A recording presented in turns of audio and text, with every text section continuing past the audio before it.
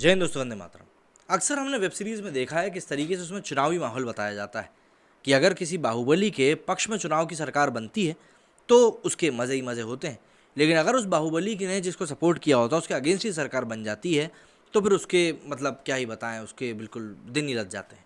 अब अगर हम पंजाब की बात करें तो पंजाब में डेरा सच्चा सौदा के राम रहीम, जिनको कि ऐन मौके पर जेल से निकाला गया था और उसके पीछे बीजेपी के ऊपर यह आरोप लगे थे कि राम रहीम को सिर्फ इसीलिए निकाला गया है जिससे कि वो बीजेपी के लिए सपोर्टर्स को बीजेपी की तरफ कर सके।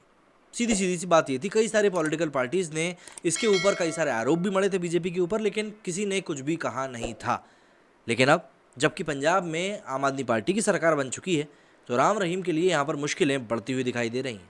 पंजाब में बेअदबी के पीछे डेरा सच्चा सौदा मुखी बाबा राम रहीम है।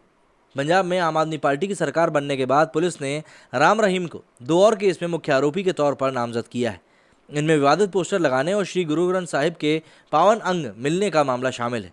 फरीदकोट कोर्ट ने अब डेरा मुखी को 4 मई को पेश होने के आदेश दिए हैं। ये पेशी वीडियो कॉन्फ्रेंसिंग के जरिए होगी। बाबा अभी हरियाणा के रोहतक स्थित सुनारिया जेल में बंद है। दिलचस्प बात यह है कि राम रहीम के डेरे ने पंजाब विधानसभा चुनाव में अकाली दल और भाजपा का समर्थन किया था। उस वक्त ये भी चर्चा हुई थी कि चुनाव में समर्थन के लिए ही राम रहीम को खास तौर पर 21 दिनों की फरोल दी गई थी। हालांकि भाजपा 2 और अकाली दल इस चुनाव में 3 सीटें ही जीत सके। वहीं आम आदमी पार्टी ने 117 में से 92 सीटें जीती हैं। पंजाब पुलिस ने इस संबंध में कोर्ट में सप्लीमेंट्री चार्जशीट दायर करी है, जिसमें कहा गया है कि FIR नंबर 117 में विवादित पोस्टर के मामले के पीछे भी राम रहीम है। इसके अलावा FIR नंबर 128 के बेअदबी मामले में भी वही प्रमुख आरोपी है। इस मामले में बरगाड़ी में श्री गुरु ग्रंथ साहिब के पावन अंगलियों में बिखरे मिले थे।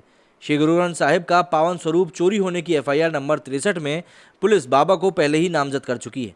इन मामलों के बाद अब बहबल कलां गोलीकांड में भी राम रहीम को नामजद करने की मांग उठ रही है। गोलीकांड में मारे गए लोगों के परिजनों ने कहा है कि इसका जिम्मेदार भी डेरा मुखी राम रहीम ही है। उसके खिलाफ भी केस दर्ज किया जाना चाहिए। साल 2015 में के बेअदबी केस में पंजाब पुलिस की SIT ने हाईकोर्ट में रिपोर्ट दी थी। इसमें कहा गया था कि बेअदबी की पुरानी साजिश डेरा सच्चा सौदा के सिरसा हेडक्वार्टर में रची गई थी।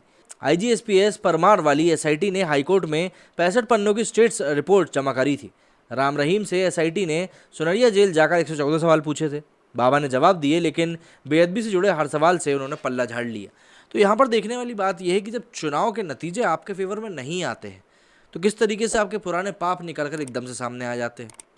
अब बात करें यहीं पर जो हम राम रहीम की कर रहे हैं तो उनके ही मामले में देख लीजिए, जो कुछ ही समय पहले मतलब 2-1 महीने पहले तक ही चुनावी पार्टियों के लिए सहयोग जुटा रहे थे, अब वही एक बार फिर से नए नए मामलों में फंसते नजर आ रहे हैं। ये कहीं ना कहीं चुनावी उठापटक ही होती है जो कि एकदम से आकर सामने खड़ी हो जाती है। मेरे इस वीडियो में फिलहाल इतना ही। जय हिंद, जय भारत।